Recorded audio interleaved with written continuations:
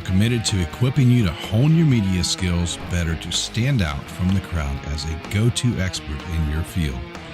Each week, Rich Bontrager interviews top leaders, influencers, authors, speakers, podcasters, and media professionals about how to leverage media best to help you shine brighter on camera and stage as a go-to expert. Now, here's your host, The Trigger, Rich Bontrager. Welcome back to another edition of How to Rock the Stage. Wednesday night, we're back live once again. And always more great guests, more great information. And it's a jam-packed day again for being on camera, sharing the wisdom, the fun, the information with different people. And we're going to talk a little bit about why I've been on camera so much, but we'll get into that in a minute. We want to welcome you into your opportunity to learn how to shine on camera, shine on stage, and elevate you and your brand by many different ways. And one of the ways we're all trying to grow our brands is to make a little bit more money. We're working really hard, but often it's a struggle to make money. And we're going to get in that today, especially in the podcasting world. But really, it applies to any of our businesses. How do you bring home the money? And what are the stumbling blocks that we get into that don't allow us to grow the brand, get the solid foundation that we need? So stick around. We're going to have a great conversation. And as always, you can drop questions in the chat, and later on we will be sharing my cell phone number, and you can send text messages if you want to do it that way, because not all the platforms that we stream to always connect easily. But we're on multiple platforms streaming live tonight, and it's all being made by our partners at the National Speakers Association. Thank you to the NSA for being our sponsors. Learn more and really grow in your speaking career with the National Speakers Association. But tonight is going to be a fun night. We're going to do 3 keys to collect the cash as a podcaster. And tonight, Dee Bowden is originally from Boston, now living in Maryland, not too far away from me, actually. We're kind of having a local conversation tonight. She's the creator and author of Collect the Cash. She enjoys Ferris wheels. We have one in the D.C. area. Smooth jazz, great wines. All that is in the D.C. area. She both likes, by the way, red and white wines, just in case you're following along. By the way, very interesting note here. After collecting $6 million in 60 days while working for a small IT company, Dee recognized that small businesses also fall prey to revenue loss. $6 million, and she figured it out. We're going to bring Dee on, and we're going to have a little bit of fun. Great to have my dear friend back once again. Dee, great to have you here tonight.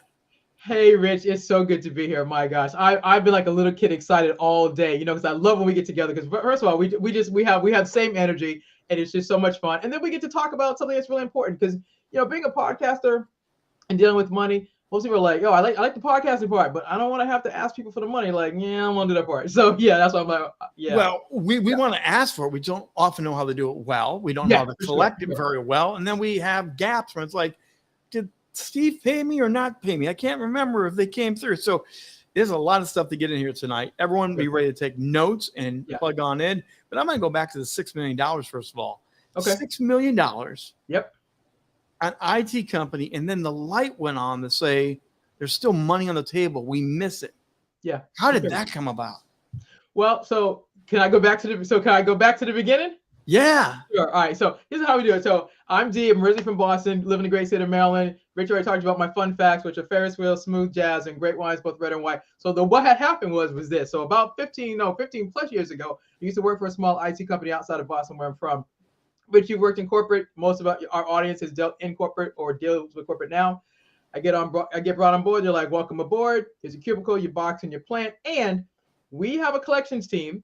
And they've been successful, but we've got $8 million in outstanding receivables, and we haven't been able to figure out how to get it. This is a true story. It's actually in the book. So this is how this all came about. So they're like, here's your list of accounts, and we need you to get to work. And I'm like, y'all have how much? They're like, 8 million. I'm like, who does that? Like in IT? Seriously? They're like, yeah, software services, licenses, all the things. So I get my list of accounts, and I'm a person of faith. So I had a short prayer. And then I sat down and I'm like, okay, I got to figure out how to collect $6 million.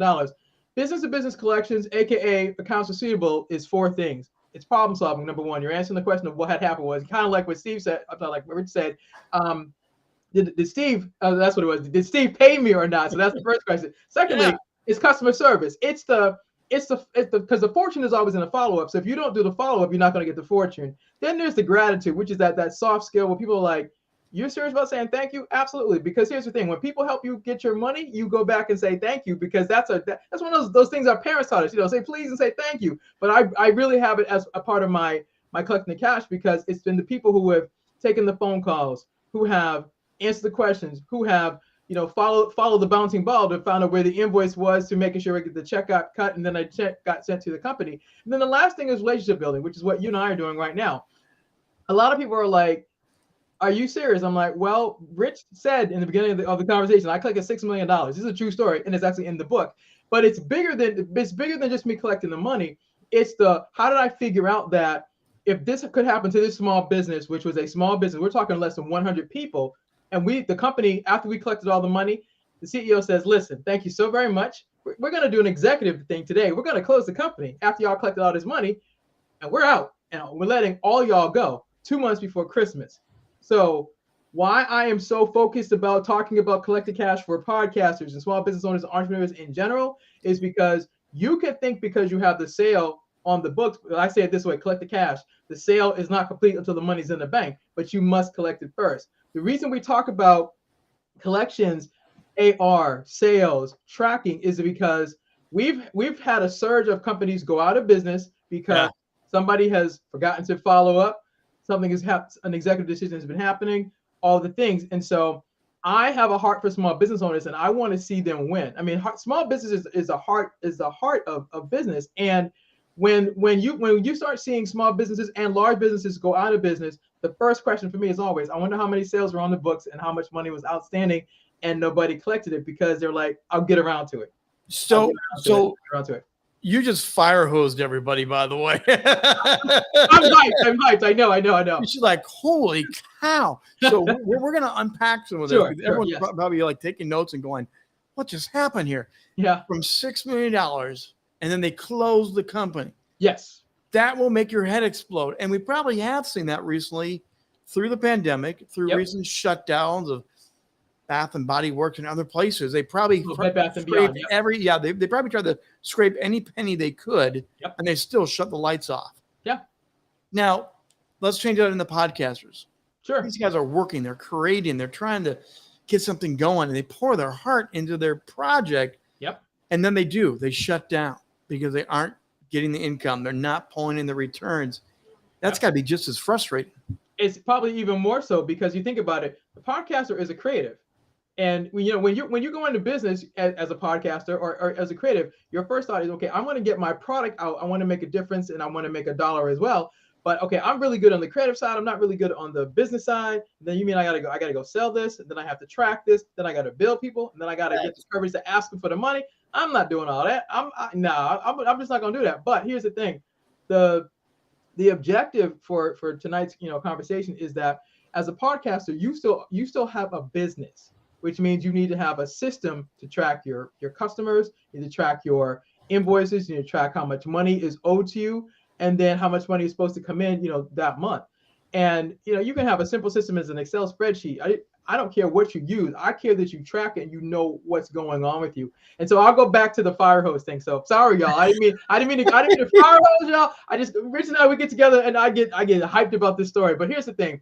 What I want to go back to is this. What happened, what really drove what made me do what I do today was that story is a true story. It's actually in my book, Collect the Cash.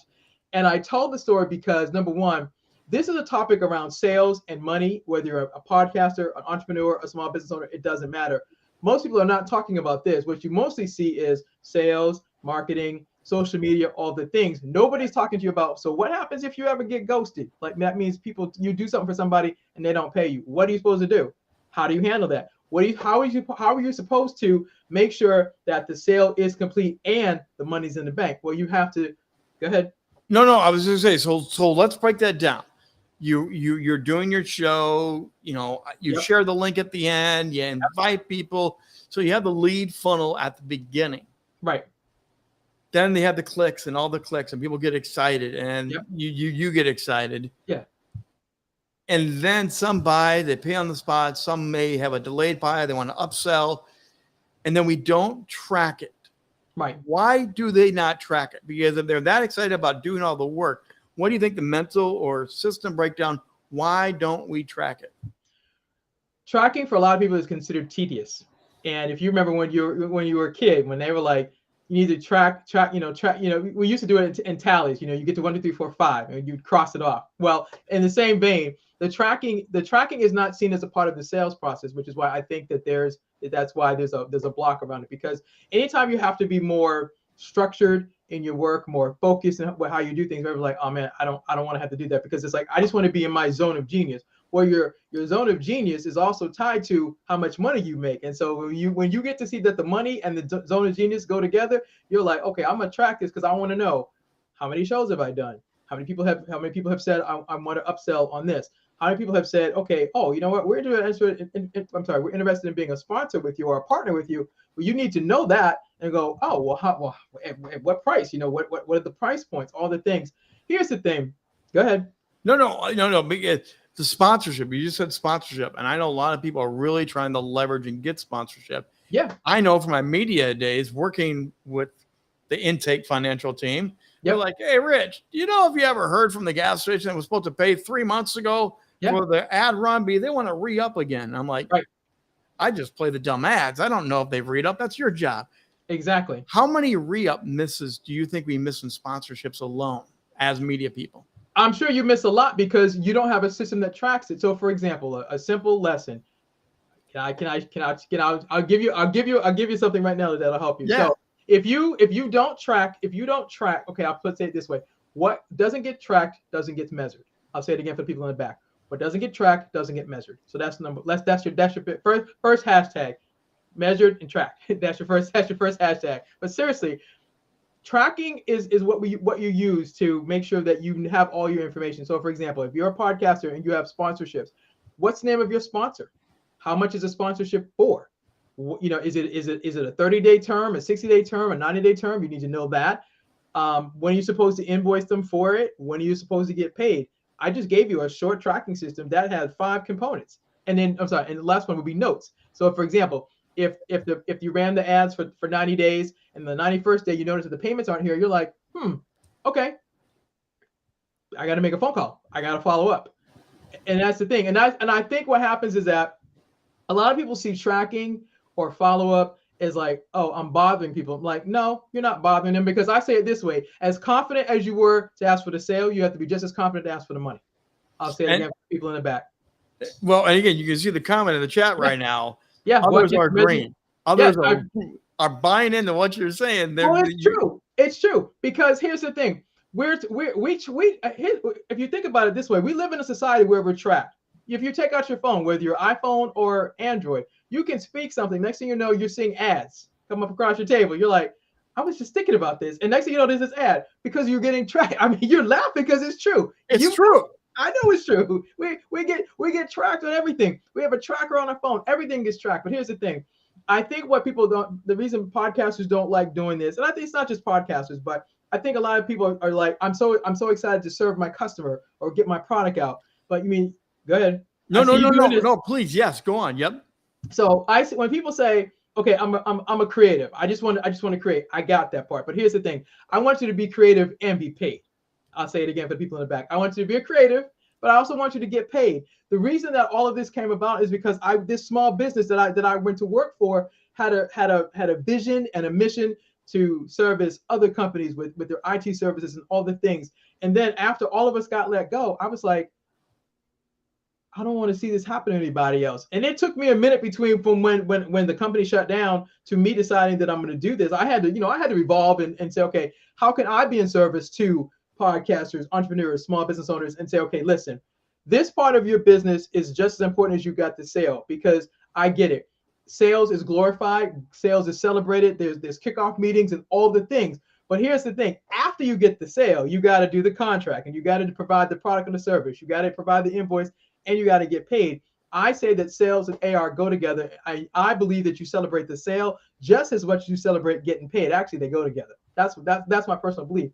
Go ahead. Again, you start off with a spreadsheet. If you don't have any CRM, if you don't have anything else, open up a Google Docs or whatever you have, and you put down, start date, end date. You put down, whatever notes you do, and you literally map it out that way. color code it. Absolutely. I actually do a lot of that. Yep. For intake, outtake. But if you do have something like I use QuickBooks, so I do it as a client. I'll have a different notation, a different category. You get more systematic, but you can put reminders. Absolutely. It will pop up and go, by the way, idiot, you haven't talked to Sue yet about this. And it helps. Right. And what you just described, Rich, is a tracking system. You just happen to use QuickBooks as your mechanism or as your system to do so. You can use QuickBooks, Google Docs, Excel, figure out one. I mean, I'm old school. I still love a good whiteboard and do the columns. I like to write stuff out. I'm old school. I love it. I don't care what you use. The point is that the more that you learn to track it, the more you realize, okay, just like Rich said, okay, a payment didn't come in, a reminder comes up. However, you're going to set the reminders, whether you have, automatic reminders, notes on your phone, notes on your computer, doesn't matter. The point is that it's the tracking needs to be as an integral part of you getting paid. And when you realize, a payment was missed, your reminder, your notes, that's the trigger. That means, okay, either you or someone on your team is doing the follow-up. And like I said earlier, the fortune is always in the follow-up. And when you get comfortable knowing that the sale is not complete until the money's in the bank, it'll be a part of the flow. Just like you flow as a podcaster, you flow in business, your flow will be, okay, I got a sale, I got a contract, I got a deliverable, I got an invoice, I get paid. Okay, my flow is 5 things. One of these buttons was missed, which is the money. I need to get these coins. I need to get paid. That part. No, so let's talk about the collection process, because if it's delayed, hey, I'm sorry, I'm running late, it's been tighter. How can you help me out? Trigger, so forth and so on. Yep. Talk about the technique of still closing the deal, being gentle, but being firm, because you don't want to get walked over and never get it closed. Again, early in my marketing sales, I was horrible. I hated going back and say, by the way, I know it's hurting, but I really need what you're owed here. How do you do that? Can you get some tips? Certainly, I sure can. First tip, number one, we just talked about it a couple of times with the tracking system. Number 2, you have to have a list of your invoices. You have to make sure you prepare a proper invoices, which is the name of your client, the contract number, the information, amount due, and what are their payment terms? Is it pay on demand, or is it net 10 or net 15 or net 30? And then your banking information, so that the payment, either comes, ACH, which is, ACH or EFT for payments. And then that's the first thing. So your proper invoice, and make sure the invoice goes to the right person. That would be really key. Or if they've left the company, you better get the updated contact point, right? Absolutely, for sure. So that's the first one. Second is, I'm old school. I like to say it this way. We can't solve everything with 144 characters. As much as we love to do everything through text, I appreciate y'all love text, and text is a really good thing. But when it comes to getting your money, sometimes you got to go old school. You got to get on the phone. Hi, this is Dee calling from such and such company. May I speak to the person in accounts payable, please? Hey, Susie. Hey, Dee. How are you? Great. How are you? How you been? All the things. Listen, the reason for my call is I have an outstanding invoice from account number blah blah blah blah. Dee, you know what? Oh my gosh, hold on a second. Let me check in the system. You know what happened, Dee? We never got your invoice. Really? Can I confirm with you, please, the email address I was supposed to send this to? Because evidently the last information I have in my records was it's supposed to go here. Oh no, Dee, we've switched systems, and now we've updated and we've changed systems. Oh, did you not get notified? Okay. Do me a favor. Can you just right now, while we're talking, can you just send me an email, please, with this is the new billing information. We're supposed to send it, because I want to make sure, number 1, we course correct. Number 2, I'm gonna take responsibility and make sure that we're up to date. And number 3, once I update this information and send it back to you, how soon can we get paid? Then you pause and you wait for him or her to get the information and say, yep, we got it, and it'll be scheduled for the next check run or next payment, when it's going to be Friday or Saturday or whenever it's going to be. And then third, thank them for taking your phone call. Like I said, I'm old school. It's sometimes I think we forget that you're dealing with people. You're in your business. You're still dealing with people. And I think there's a lost art of saying thank you. People say to me all the time, you're always talking about this gratitude thing. I'm like, yeah, because here's the thing. For me to collect the $6 million that I did, I had to thank every person that took my phone call, that helped me figure out how come the invoices weren't paid, helped me get the payments, and I still do that to this day. Gratitude is one of those things that I think, number one, people feel like because you're in you're in the back office of payments, you're not seen or you're not valued. I'm still a practitioner at heart, so I'm always going to be talking about gratitude, and I want you to be appreciated for the work that you do, for taking a phone call, getting into the weeds to get the payments, and then getting the payment. And I'll add this: in business, you probably have seen it this way. Usually during the holiday season, most companies do this. They send you a thank you card. And what are they saying? They're saying thank you for your business. Thank you for being our customer. We wish you the best during the holiday season, and we look forward to working with you in the following year. They realize that you have a choice of where you spend your money and your time, and they want to do something that plants the seed for you to continue working with them. So gratitude is a huge thing. It's a soft skill, but it's, for me, in my world, it's a skill that matters, and I feel like it's something that when people recognize it, they're like, oh, that's different. Yeah, it is. But well, here's the deal. I just got one of these the other day. So I do book launch parties, interview people, things like that. I just got in the email. Thanks. It was great. I really appreciate the book launch party. Was great. Blah, blah, blah.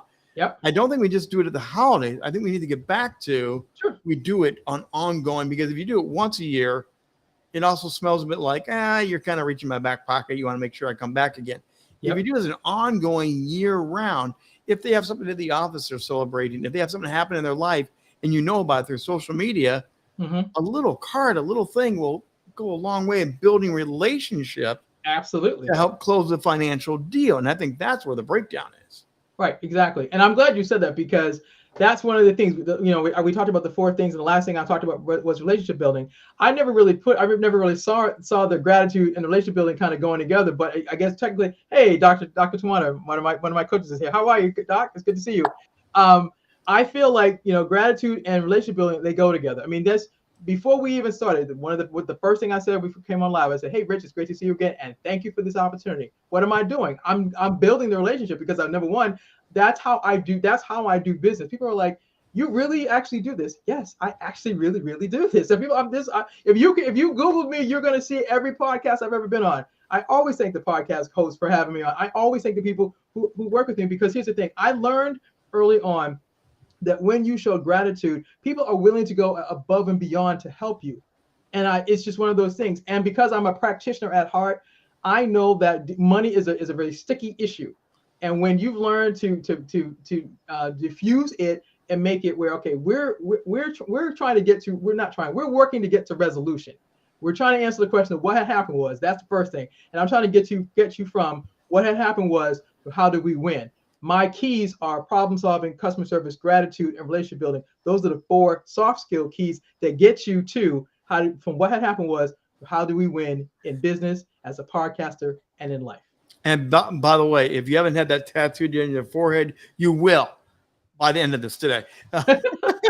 So I love the systems. I love the flow. And again, as creatives, some of us do we really push back against, let's not overly organize this. But to be a business, you do need to be organized. Now, if you're the podcaster, if you're the creator, you start the system. Like I've started a lot of systems, but I can only take them so far. I think one thing we have to be aware of as creatives, we need to bring people in to take over the areas, especially the financial areas. For sure. Because we don't want to make that phone call. Believe me, I don't want to do that myself. I'm the fun-loving trigger. Exactly. But I need someone else to do that. Talk a little bit about the systems of the right team or teammate to do what you're describing. Well, here's the thing. I think when you recognize that no person is an island when they're doing their business. Even if you're a solopreneur, you still have to have somebody else that can come alongside you and help you with that part. I offer my services to say to small business owners, listen, if you're creative and that your lane of genius is as a podcaster, and you just don't like making those calls, talk to me about, okay, how can you come alongside me and work with me on this part? Because here's the thing. I want to be able to come along and support you in what you're brilliant in. If collecting money is not your jam, got it. That's my jam. I love doing it. And here's the thing, I make it fun because I've learned over time. Now, of course, in the beginning, years ago, I made a bunch of mistakes. But here's the thing, you see all the gray hairs? That's called wisdom. I've learned how to do it with ease and grace now, where it's not hard. Yeah, exactly. I'm joining you in a little while.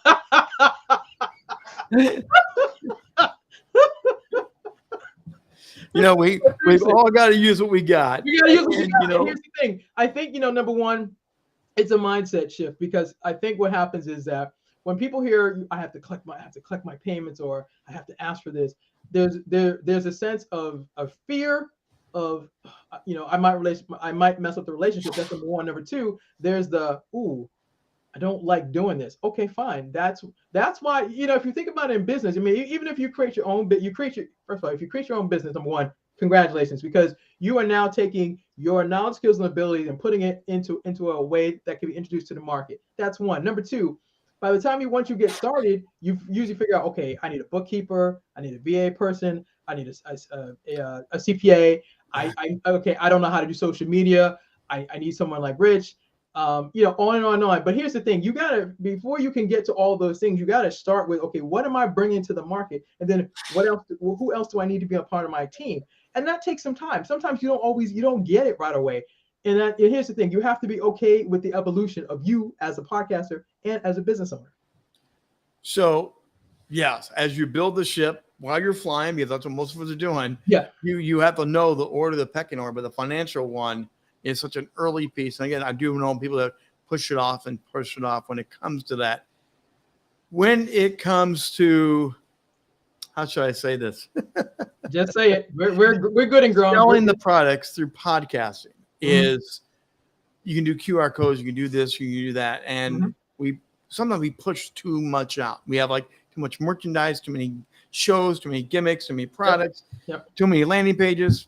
What's your recommendation to bring in the money but not flood people? Because that's what a lot of people do. They flood us, and that's also why we get lost in our own stuff, I think. Yeah.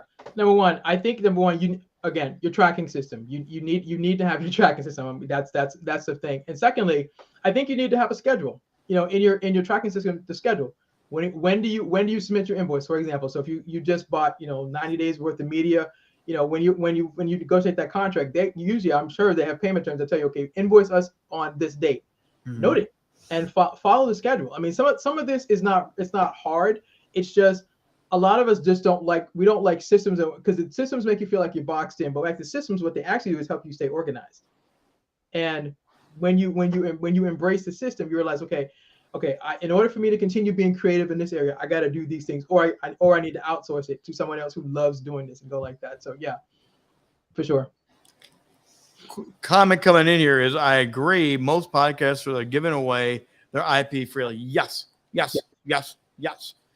And that's one of the things that I want to change. That's part of the reason I do Rock the Stage show, is because you have good stuff. You are, and again, we talk about this with my media branding, but you are the product. Right.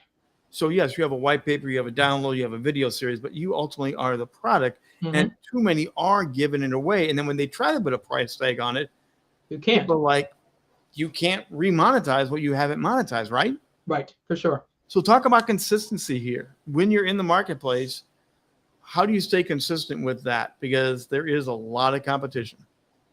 I'm sorry, consistency with your pricing, consistency with your product, your services.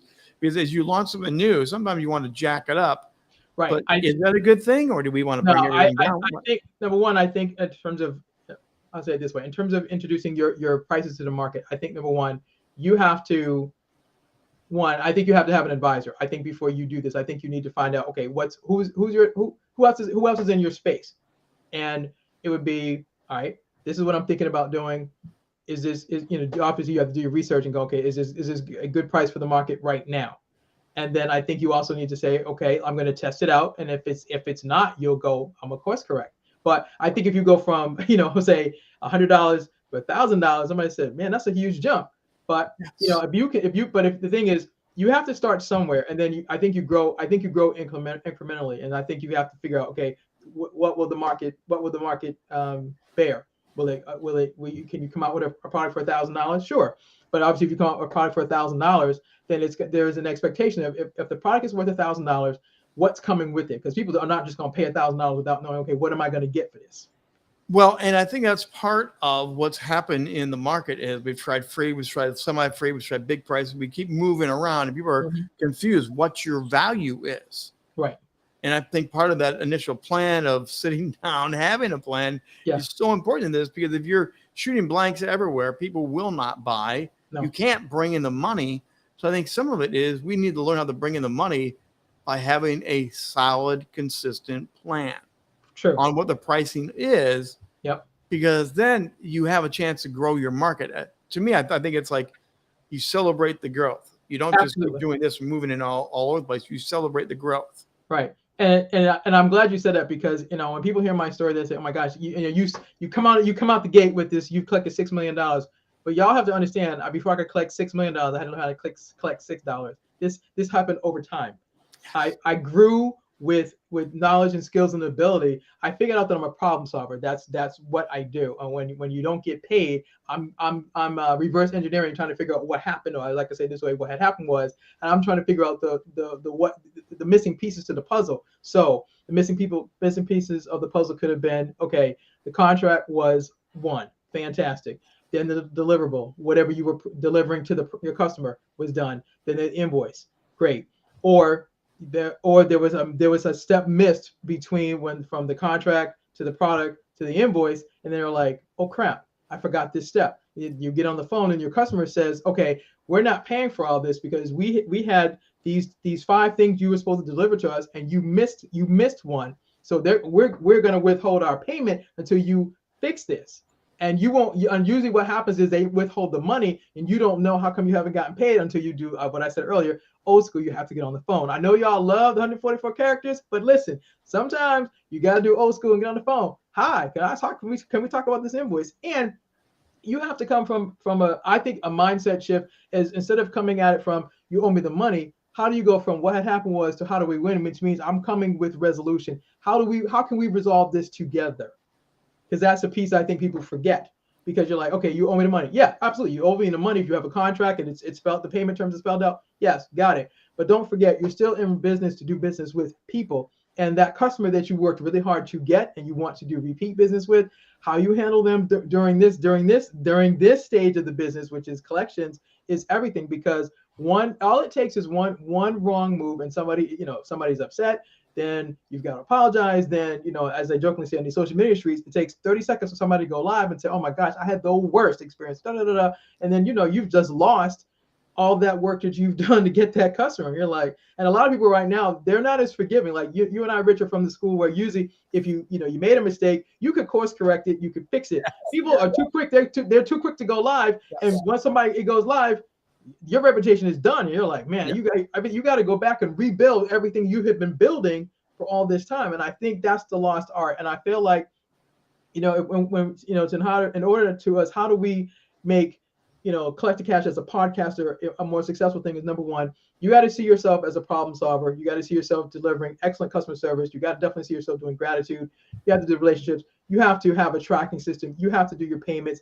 And do your payments means you're tracking how many invoices do you have, how much money is owed to you, when's the dates, when are the dates due, and then what's the reminders, and then if a payment is missed, who's getting on the phone or email to talk about this issue, or who's jumping on a Zoom call or on Google Meets or whatever technology it is. But the point is that you're not going to solve the problem unless you talk it through, and you can't be afraid to have a conversation. Go ahead. Well, and the comment right now really is the cancel culture has changed some of that. It's like you're one and you're done. It's like I tried, you didn't show up, you didn't do this, boom. Yeah. And that's not working right now. Dee, we have a wealth of information. This has been amazing. Again, I told you, strap it on. She was going to bring it today, and Dee is wonderful. We are going to bring up, she does have a special gift for you. You can hit the QR code there, scan that QR code, and what are they going to get from Vanna White? No, I mean. All right, y'all. Rich is hilarious. So what my free gift for everybody tonight is 5 tips to collect the cash. I'll give you, 5 things you need to learn from asking for the payment, doing the follow-up, and you have to scan the QR code. You'll get the rest of them. But like I said, you'll learn to ask for the payment, and then make sure you do the follow-up. And I give you 3 other things that'll make it easy for you. And you're like, oh my gosh, this is not as hard as I thought. No, because I want to make it easy for you, because I want you to keep your relationships, because I want you to stay in business, and businesses are tied to relationships. Thanks, Rich. Appreciate it. Dee Bowden, our special guest here tonight on How to Rock the Stage. And again, the creator and author of the Collect the Cash. Also in the chat, make sure you grab the chat, I did drop in all of her social media links so you can get a hold of her, follow up with her. Dee, thank you very much for being here with us tonight. So How to Rock the Stage is here every week. And again, it's all sponsored and made possible by the National Speakers Association. If you haven't heard about the NSA, and if you wanted to be a speaker on stage, on camera, the NSA is a great place to start and learn how to become a wonderful speaker and how to really rock the stage, as I talk about many times here on How to Rock the Stage. I do want to let you know tomorrow this will be live. This same show will be put to the audio podcast from How to Rock the Stage, and you can catch that on Apple Podcasts and other networks as well. And one other final note, this is a special week at Rock the Stage because it's the National Stutter Awareness Week, and we've been doing a special series all week long of I Stutter. I have lived with a lifelong stutter myself, and we've been interviewing people and sharing their stories to celebrate, educate, and just give freedom and liberty to people that stutter all week long. 2 p.m. live. We'll be back again with another amazing story. So follow those. Join us on many of these same streaming channels that we're on right now. That's going to do it for tonight. I'm the Trigger Rich Bontrager. We'll be back next week, 7 p.m. Eastern Time. We go live and we stream and bring you How to Rock the Stage show. Have a great night. Thanks.